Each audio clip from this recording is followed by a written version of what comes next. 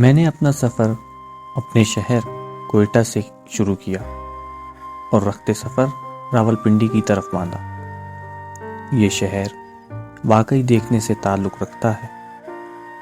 यहाँ के छोटे बड़े बाज़ार, जिनमें राजा बाज़ार, टेंच बाज़ार काफ़ी मशहूर है। यहाँ की लाल हवेली को भी काफ़ी शोहरत हासिल है। आज इस शहर की तामीर और तरक्की को देखकर मैं हैरत में था। या तो यूं कहिए कि मैं खुद चूंकि एक छोटे शहर से आया था, शायद इसलिए भी ये सब कुछ मेरे लिए एक ख्वाब जैसा मंजर था। आइए अब मैं अपनी वीडियो का बाकायदा आगाज़ करता हूँ। अस्सलाम वालेकुम guys, welcome to my new blog. आज मैं सनी भाई के साथ। अस्सलाम वालेकुम। तो हम जा रहे हैं जी, एक बहुत ही कदीम इमारत है यहाँ पे सिखों की। आज से शायद 150 साल 200 साल पहले की एक कदीम इमारत है। किसी ने बताया था, तो फिर बाज़ार में हम लोग ये देखें और अभी इंशाल्लाह ढूंढते जाएंगे वहाँ पे और फिर आपको दिखाएंगे। तो इंशाल्लाह मिलते हैं आपको उस जगह पे, उस कदीम जगह पे। ये तो पाकिस्तान बनने से पहले की है और माशाल्लाह अब ज़ाहिर है जब पाकिस्तान और इंडिया का जब बंटवारा हुआ, अलग अलग हुए, तो उसके हिसाब से जो यहाँ की चीज़ें थी वो यहीं पर रहेगी। लोग चले गए लेकिन इमारत हम तक है। तो इंशाल्लाह अगर चाहते हैं आपको वहाँ पर पहुँच के आप हमारे साथ। अभी जी नमाज़ का टाइम हो गया, तो नमाज़ पढ़ने के लिए मस्जिद में आए हुए हैं। नमाज़ पढ़ के फिर निकलते हैं। सामने वो एरिया, उस एरिया में जाएंगे। वहाँ पे चौक है, चौक के साथ ही है एरिया, तो उस एरिया में जाते हैं और आपको जो है ना विज़िट करवाते हैं। एरिया आ गया जी शाहजहां चिराग का। अभी यहाँ पे जो है ना ढूंढते हैं किधर है वो सिखों के वेले। अभी इस बाज़ार में ढूंढना पड़ेगा किधर है वो जगह।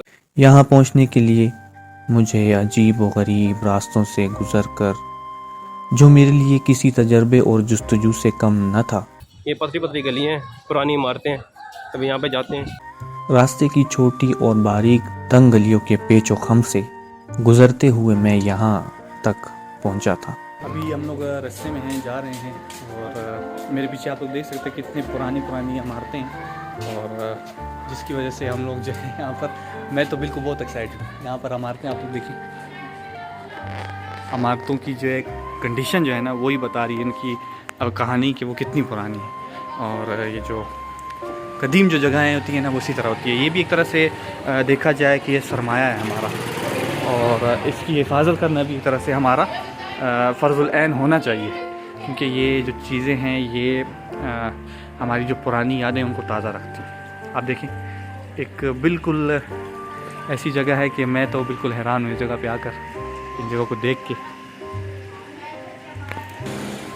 ये देखिए जी, दरख्त की कंडीशन देखें, दीवार के साथ साथ ये दरख्त चल रहा है।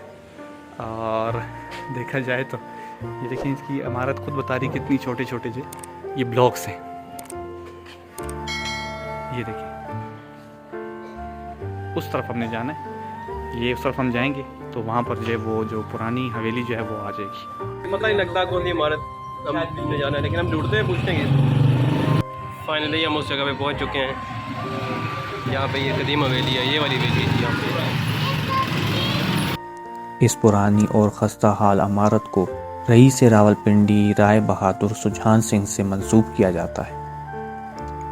और जैसा कि हमने लोगों से सुना है, आसपास के जो लोग हैं ये लोग बता रहे हैं कि ये बहुत ही कदीम है और तकरीबन 100-200 साल या 150 साल इससे भी ज़्यादा पुरानी है। सुजान सिंह की हवेली को देखकर जो तस्वीर उभर कर सामने आई वो भी बड़ी अजीब थी,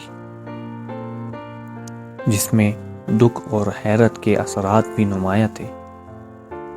इसकी बुनियाद सुजान सिंह ने सन 1894 में रखी थी।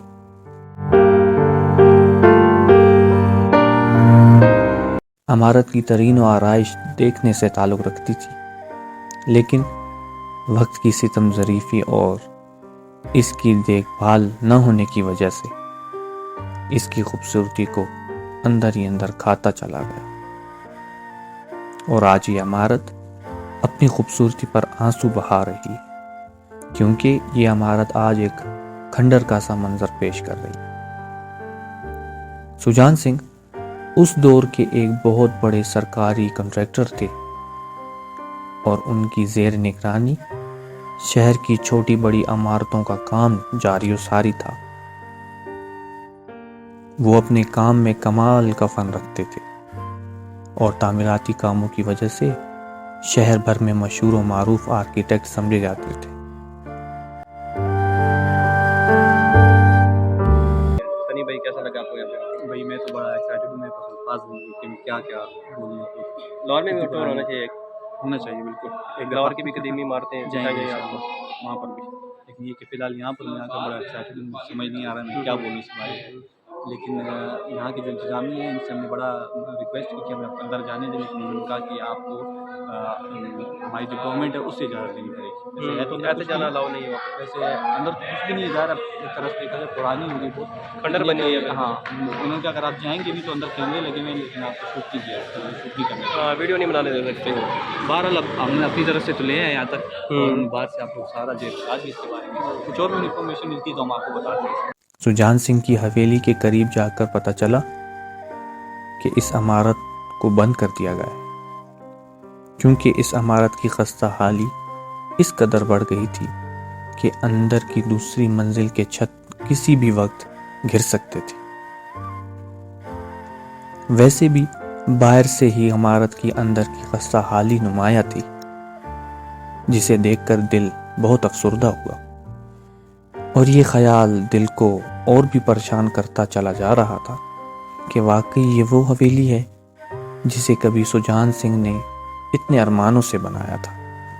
आप राजा बाज़ार की तरफ पिंडी में जब आएंगे तो शाह चंद चराग की का जो दरबार है उसी के इलाके में आप मतलब बीच गलियों में घूमते घूमते हम इस जगह पे पहुँचे हैं।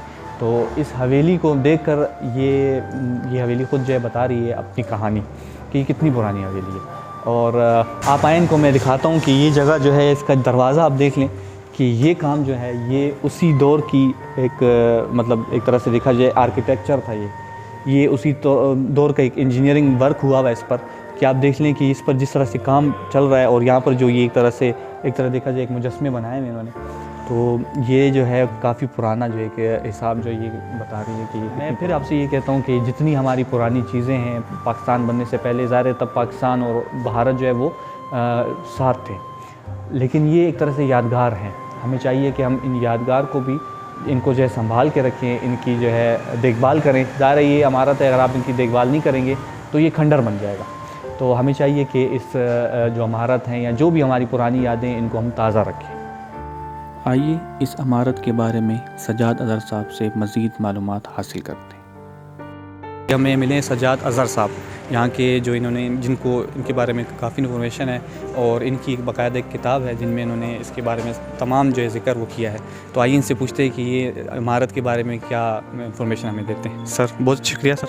जी सजाद अज़हर मेरा नाम है और मेरी किताब रावल राज है जो शहर को लाइफ को बिफोर पार्टीशन डिस्क्राइब करती है। ये जो हवेली आप देख रहे हैं ये राय बहादुर सुजान सिंह की हवेली है और राय बहादुर सुजान सिंह जो हैं वो रईस आज़म रावलपिंडी कहलाते हैं। और इनकी जो फैमिली है, इनके जो जद हैं वो सरदार मुलक्का सिंह थैपुरिया हैं, जिन्होंने 1766 में ये इलाका भंगी सिंह के बेटे साहिब सिंह से लिया था। और रावलपिंडी जो जदीद रावलपिंडी है उसका बानी सरदार मुलक्का सिंह थैपुरिया को कहा जाता है। तो 1766 में फिर इनके मुलक्का सिंह के बेटे थे आनंद सिंह, फिर जो है वो सुजान सिंह जो हैं जिनका इंतकाल 1902 में हुआ। ये हवेली उन्होंने 1894 में बनाई थी। तो ये जो हवेली का 2 पार्ट हैं, ये जो पिछला पार्ट है आप देख रहे हैं ये उनका है कृपाल सिंह जो सुजान सिंह के चचा हैं, ये ओल्ड है और ये न्यूज़ पार्ट है। तो सरदार सुजान सिंह को अगर आप उसकी जानना चाहें कि वो उसकी अपने वक्त का वो क्या था, तो आज का आप उसको मलक रियाज समझ सकते हैं, बल्कि उससे भी ज़्यादा पावरफुल आदमी था। ये सारा इलाका जो रावलपिंडी इस्लामाबाद के अंदर वो एक बड़ा लैंड ओनर था, बहुत बड़ा बिजनेसमैन था, जो मिलिट्री कॉन्ट्रैक्टर था। एंग्लो अफगान वार्स के अंदर उसकी बड़ी कंट्रीब्यूशन है मिलिट्री कॉन्ट्रैक्टर के तौर पे।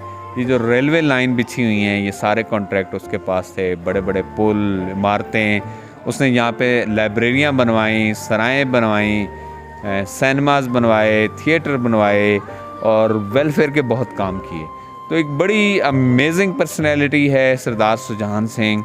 और एलियान रावलपिंडी को ये याद रखना चाहिए कि आज से 100 साल पहले इस शहर के अंदर सबसे जो अहम शख्सियत थी ये वो यहाँ पे रहते थे। और ये बड़ी शानदार हवेली थी। इसके अंदर जो तमाम जिन लोगों ने बनाया वो उस वक्त हिंदुस्तान के माहिर तरीन माहिर तामीरात थे। ये जिसके अंदर इंटीरियर इस्तेमाल हुआ है, काम हुआ है, ये बाहर से कोई इटली से चीज़ें आई, कोई लंदन से आई, स्कॉटलैंड से आई।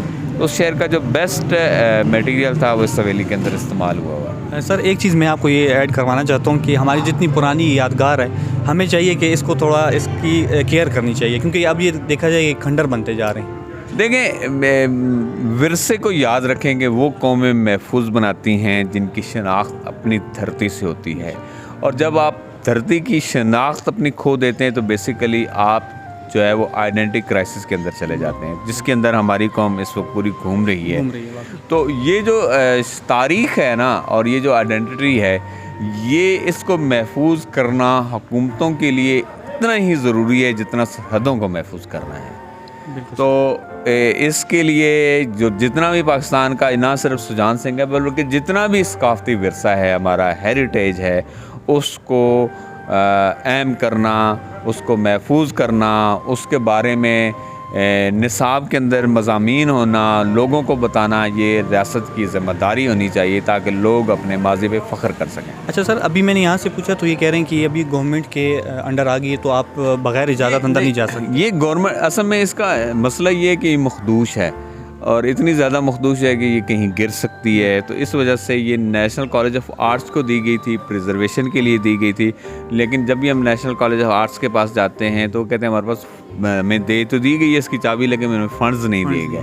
तो अब इसके कई तरीके हो सकते हैं। देखें, आप इस गवर्नमेंट ऐसा करे कि ये एक बिड बनाए और इस शहर में लोगों को कहे कि जो इसको रीहेबिलिटेट कर सकता है हम उसको फ्री दे सकते हैं। इसके अंदर रेस्टोरेंट बने, इसके अंदर म्यूज़ियम बने, वो पार्टी बनाएगी ना आके, जिसको आप देंगे, ठीक है। नहीं तो बेसिक मसला ये है कि प्लान इनिशिएट करना है, आइडियाज़ इनिशिएट करना है कि दुनिया आप देखें, जो पेरिस है, लंदन है, वहाँ भी पब्लिक सेक्टर की गवर्नमेंट जो है पब्लिक सेक्टर की हेल्प से इन चीज़ों को महफूज बना रही है। और उसका कोई ना कोई जहाँ कल्चर बेस्ड भी हो जाता है वहाँ उससे जो है वो इकोनॉमिक एक्टिविटी भी जनरेट होती है, जॉब्स क्रिएट होती हैं। देखें ना, यहाँ पे एक रेस्टोरेंट हो, यहाँ पे लोग टेबल लगे हैं, खूबसूरत खूबसूरत लोग कॉफ़ी चाय पीने आए हैं, अच्छे खाने हों। सर एनवायरनमेंट का बड़ा जो फ़र्क पड़ता है। बिल्कुल, बहुत शुक्रिया सर, थैंक यू, आपने टाइम दिया। बहुत आज की वीडियो उम्मीद करता हूँ कि आपको पसंद आई होगी। अगर पसंद आई हो तो इसको लाइक कर दीजिए, शेयर कर दीजिए आगे, और मेरे चैनल को सब्सक्राइब कर दीजिए। मिलते हैं आपसे इंशाल्लाह नेक्स्ट वीडियो में एक नई जगह पे एक नई उमंग के साथ। तब तक इजाज़त दीजिए। अल्लाह हाफ़िज़।